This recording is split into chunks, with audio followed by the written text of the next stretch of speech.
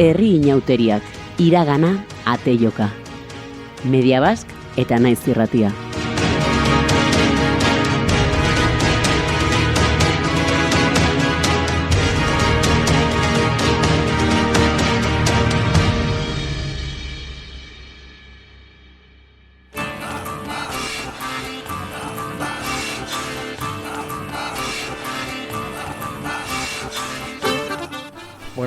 Urtero errepikatzen den data eta festa potente bat, bai Lizarran eta bai Lizarraldean.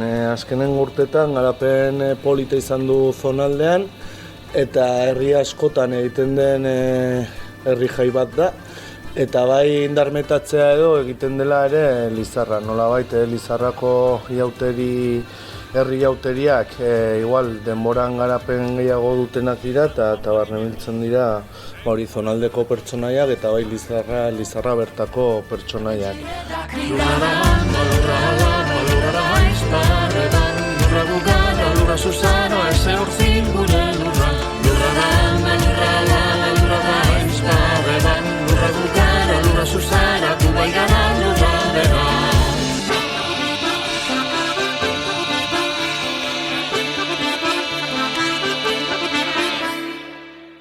Herri parte hartze ikaragarria duen festa da eta nolabait ere aldarrikapenak tarteko gure nortasuna ere plazaratzen dugun jai bat eta bueno, besta ederra botatzeko arrazoia ere. Lizarrako Labota Peñan egin dugu hitzordua Ekiotz Prieto eta Xer Cresporekin.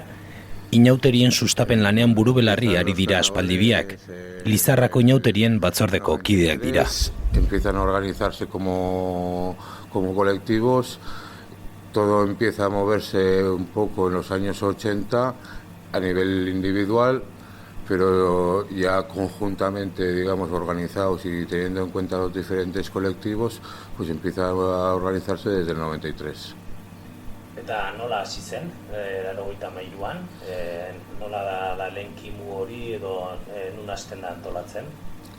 Pues todo comienza desde la Peña Labota, que es un poco el organismo social que en esos momentos pues más activo estaba pues con el tema de la insumisión, los temas más importantes a nivel social, y es el que coge un poco la cosa de querer organizarlo y conjuntamente pues con los grupos de danzas de la Rainzar, con AEK, con Chistularis, con otros colectivos empiezan un poco a darle forma a lo que es las calegiras, principalmente con dos personajes, con el Paloqui, que era un poco lo que el personaje que antiguamente estaba en Lizarra o del cual tenemos referencias, y después de los Chachos, de Lance y así.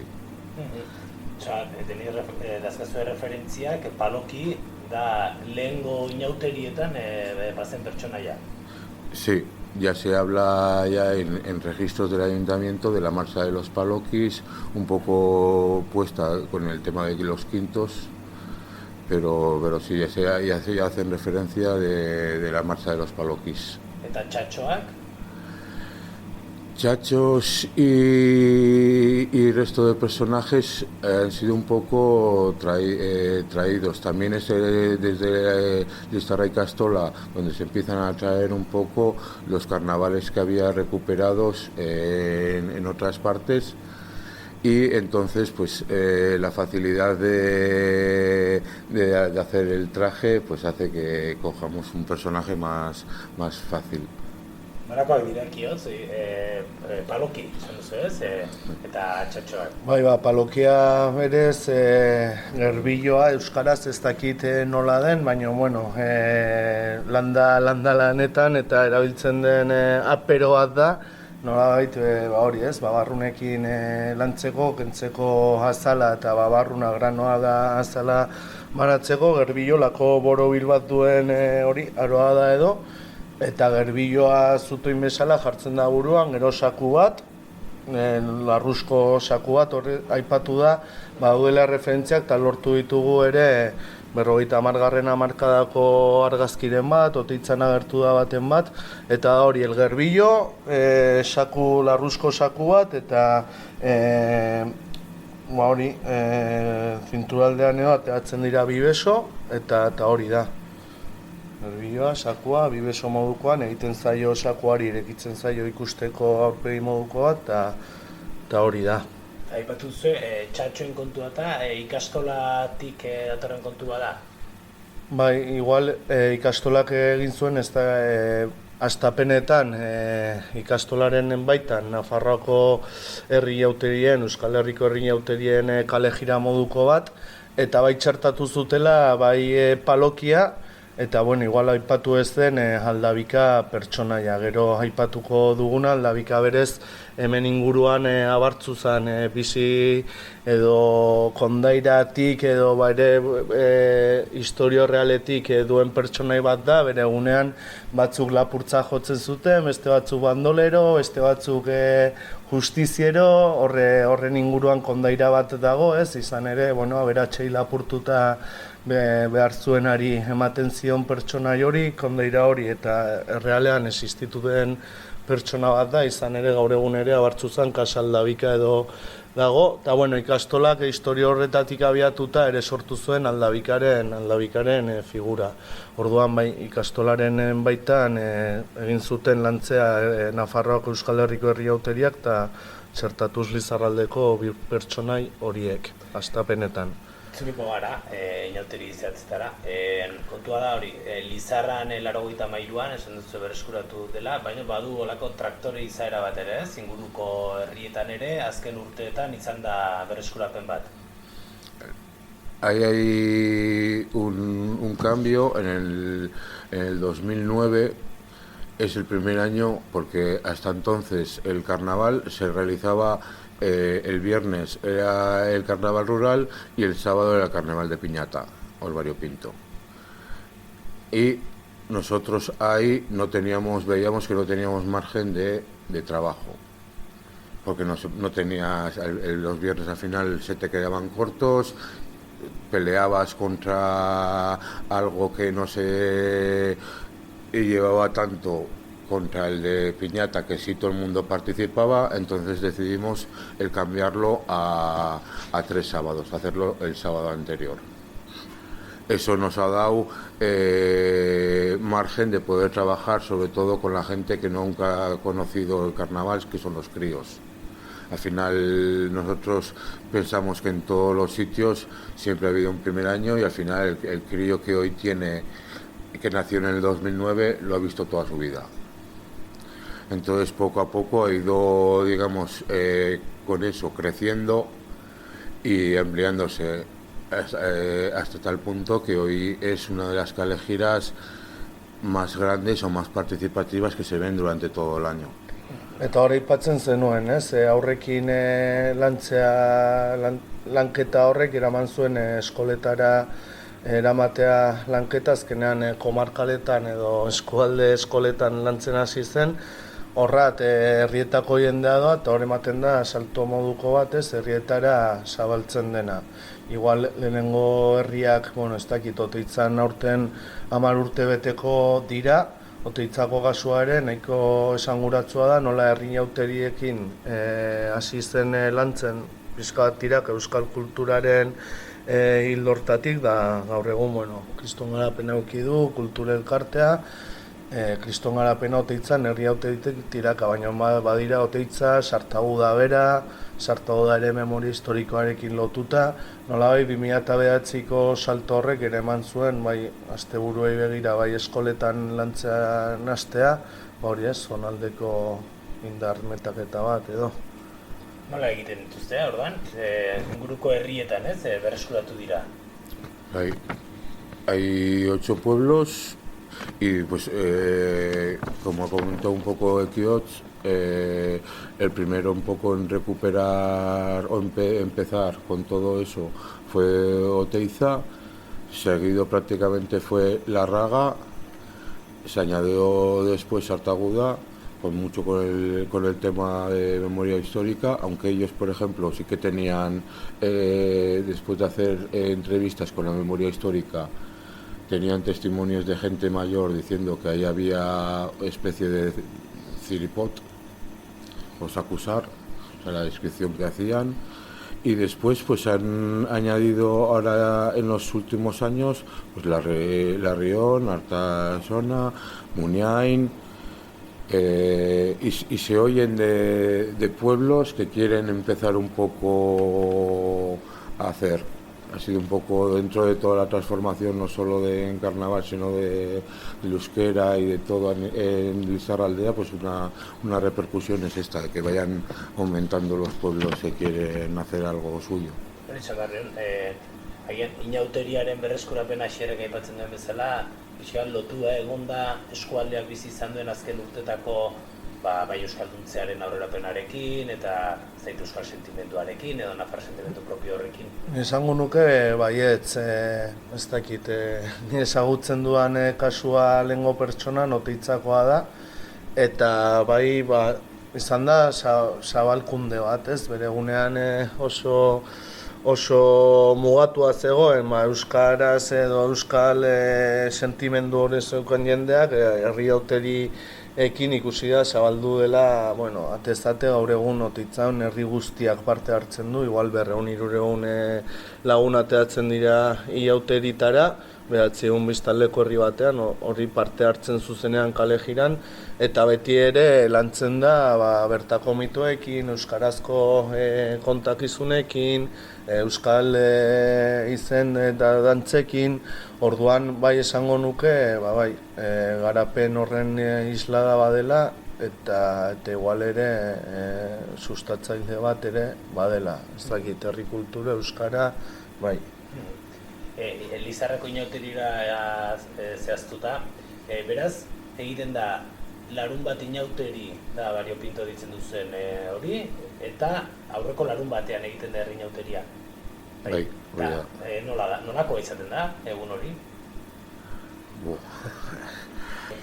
Goizean goiz hasten da, kaldikoaren hartzearekin gaztetxea goizean goiz gaztetxetik abiatuta hori egiten da kaldiko gaztatzea, eta gaztetxea hartzen du kaleak bere txondorrarekin, bai gaztetxea hartu duela bere propio bezala ikazkinaren pertsonaia, gero ere joan dira eta Mariak agertzen dira, Malur, baina ikazkinen pertsonaia goizean goiz ateatzen da gaztetxetik, eta puskabiltzea egiten da, eta ere zirikatzea.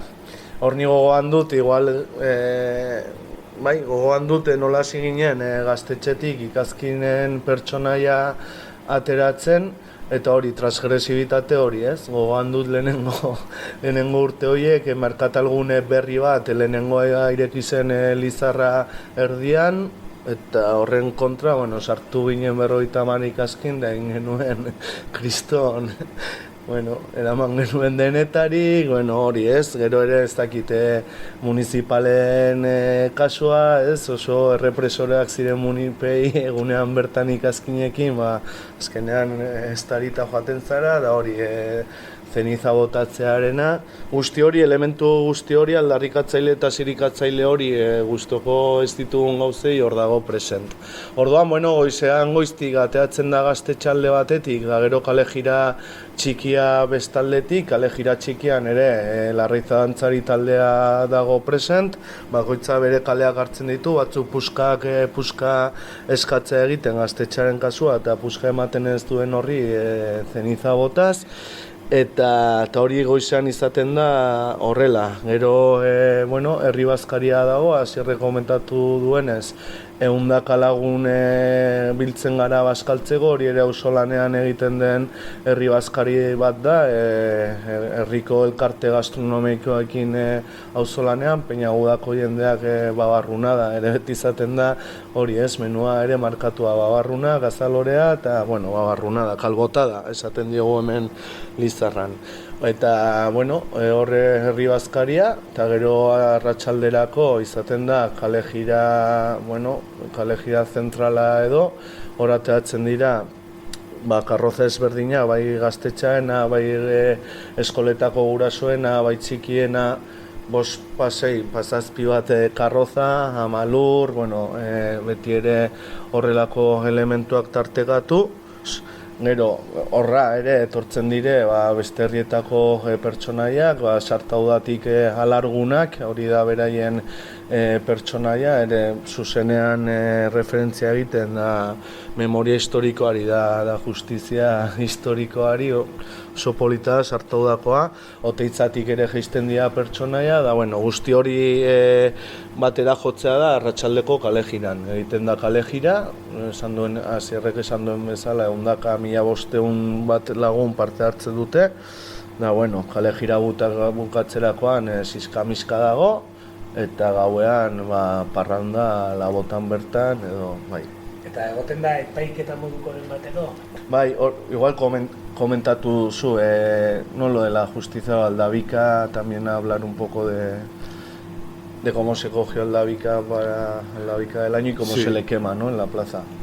Al final, el Aldabika, igual que en otros pueblos tienes un personaje que se quema, pues aquí se recogieron registros que había del bandolero o así de Abarzuza, y empieza a crearse ese personaje que después, al final de la kale jira, se quema.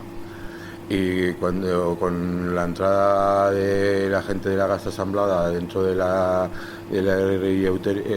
Batzordea, ahí es cuando se empieza a crear el personaje de Aldabika del año, donde se le da opción a todos los colectivos a que decidan para él quién es el ladrón del año. Habiendo salido pues algún año pues la violencia machista, y otros años pues la alcaldesa del pueblo o el concejal de cultura o cosas, creando, digamos, dentro del pueblo pues ese run run de quién iba a salir este año hori da. Baina, momentu batean... Noiz jakiten da zein den urteko Aldabika hori? Hor komentatu duzu, prentsa zela pasada bat. Sí, la prensa, siendo entre semana, porque nos solíamos juntar entre semana... Para la rueda de prensa. Para la rueda de prensa, para trabajar, entonces ahí se recogían todos los datos de los colectivos y se hacía público, y era curioso porque de normal no puedes contactar a las 9 de la noche con los medios así, o tienen más problemas, y sin embargo a las 9 de la noche estaba la puerta llena de medios esperando para saber, se ha decidido ya sabéis quién ha salido, y venga a sonar la puerta para querer sacarlo. O sea, hori da, inauteri horren aurreko astean egiten da batzar bat edo? Edo bi aste, 2 semanas antes por ahí. Ya se empezaba ya... Sí. Tengo Aldabika da hau. Eso es. Mira, eso ahora no se hace, pero se empezaría, digamos, ya. Ahora te llegaría a cada colectivo, le llegaría propuesta a Aldabika del año y motivos porque si quieres poner, porque y se veía un croquis bastante bueno de lo que había mal en el pueblo. Orain ez da egiten? Orain ez. Igual también trantsizio urte horietan, nola hasi zen indarra hartzen, eta igual udaletxetik trabak, nolabait protesta egiteko modu bat bai izan zela, Aldabikarena.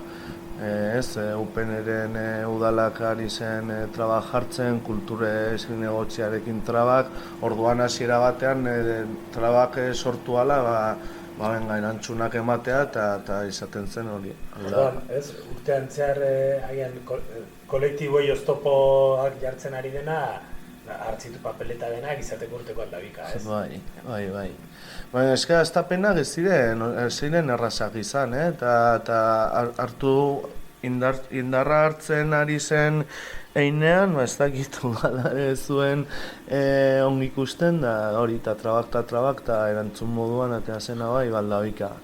Eta bueno, gero espontaneoak daude, ez? Urtero, pasan urtean, bueno, Espainiar ikur bat atea zen hor, aurrekoan Guardia Zibilaren espontaneoki ere, bai ematen dela, zu ematen zaio aldabikari, igual galdu da, Asierrek komentatu duen, era ofizialean izendatzea urteko aldabika, baina jendeak hor, zute horretan bere aldarrikapena egiten ditu.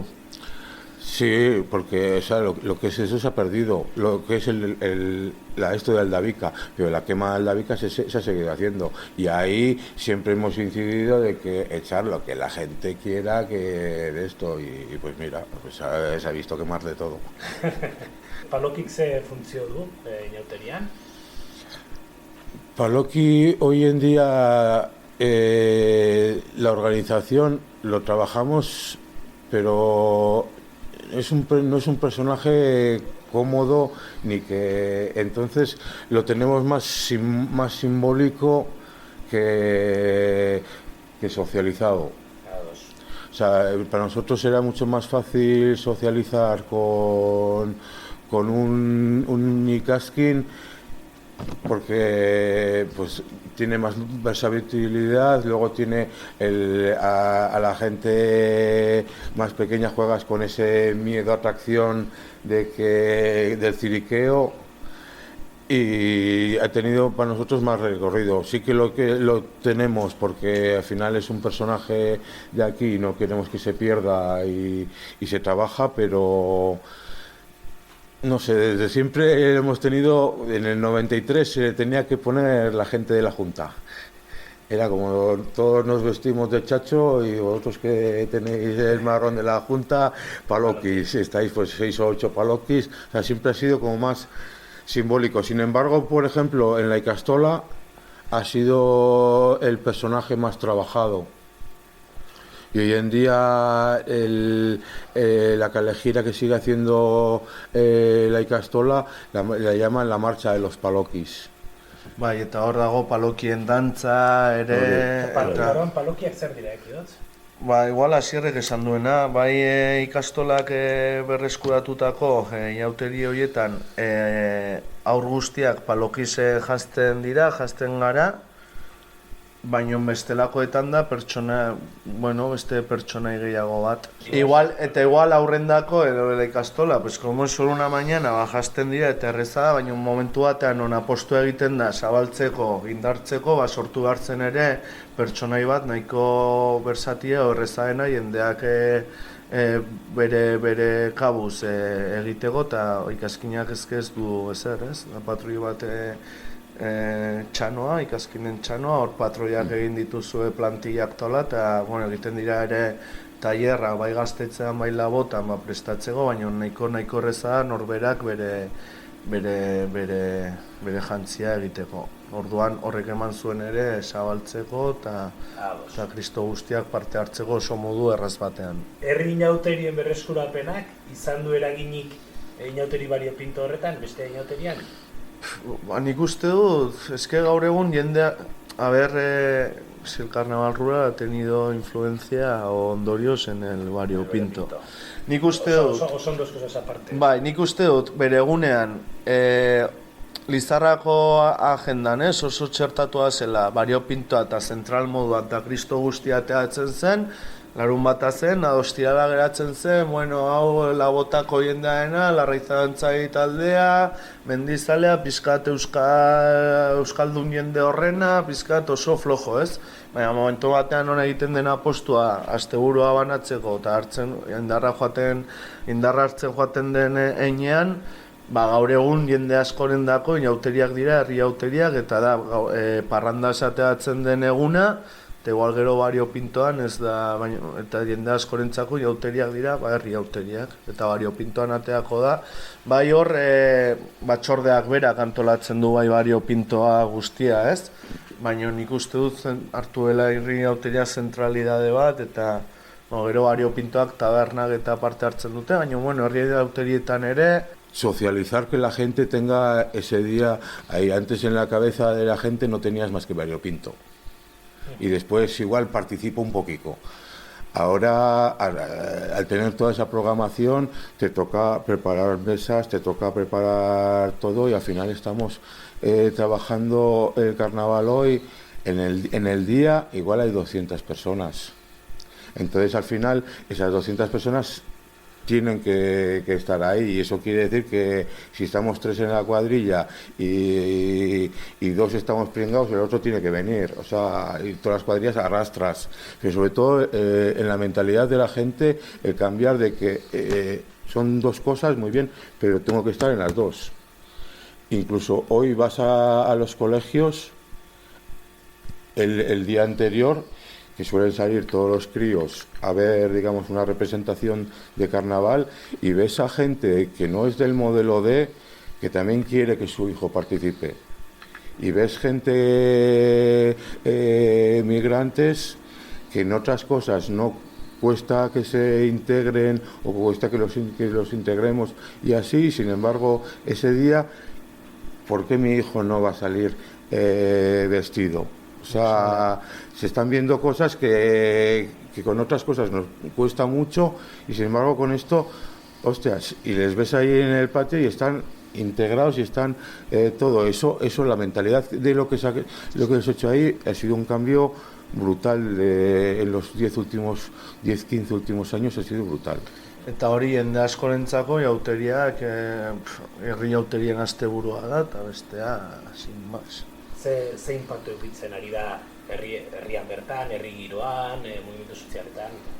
Herri aktibazio ikaragarria esango nuke, asteko eta behin, kriston parte hartze maila bat ematen da, eta ez dakit, auzolanaren kultura, aurretiko lana, parte hartzea, egunean bertan herria hartzea, nik uste dut ere euskal kulturatik ere badu zen zabaldu da pilo bat Asierrek esaten duen moduan, baina gureari eutsiz eta esango nuke hori, euskal kulturaren alduntze bat eta herri aktibazio oso indartsu bat. Ha servido y en muchos pueblos ven que con un poquito de trabajo consigues trabajar cosas en el pueblo. Y después ha sido también, como has dicho, más de un pueblo herramienta. O sea, llevábamos queriendo trabajar tema del euskera en muchos pueblos y era como pegarte contra un muro. Y sin embargo, a través del grupo de Zampanzares en La Raga, pues consigues alcanzar cositas que dices, mira. Y es lo que cuando empezamos con el Ikaskin, cuando empezamos con hacer todo, también lo que queríamos era, con los críos, era un poco eso. Yo al final he podido vivir mucho el carnaval de Alsasua y ahí es la hostia, porque dices, mira, igual el abuelo es el más facha del pueblo con amplia diferencia. Pero resulta que el nieto quiere salir de momochorro y el padre se la tiene que tragar y el abuelo más.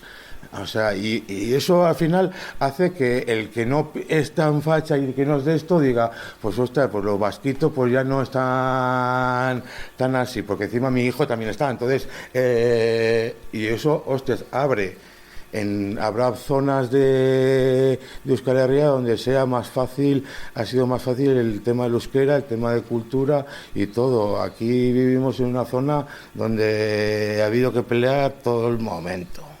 Y ha habido cosas que dices, hostias, toda la puta vida ahí y nada. Y de repente, tacatón. Bai, hori oteitzan aipatzen dute, ez? Nola kostata igual hori, bai, esan duzuna. Euskararen kontua kostata, hasi zen herri jauteriekin, folklorearekin pizka sartuz, eta eman da normalizazioa, eta, oteitzan herri guztiak parte hartzen du, ari gara hori, 300 laguneko parte hartze bat, modu antolatuan bakoitza pertsonaiarekin tailerrean prestatu eta herri hartzen du, 900 biztanleko herri batean, eta bere egunean hori da, euskal kutxoa zeukan edo zer, suposatzen zuena kristo honez, konfronta ez dakit talkak egotea, da gaur egun herri hauterien historiarekin oso modu natural eta arrakastatxu batez sartu da. Eta gaur egun bai, mende pilo bat joaten da hori.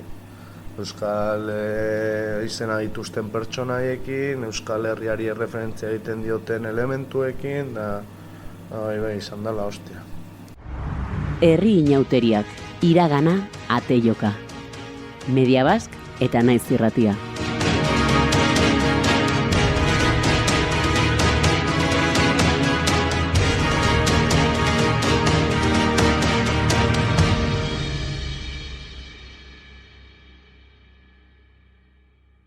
Euro eskualdeak finantzatua.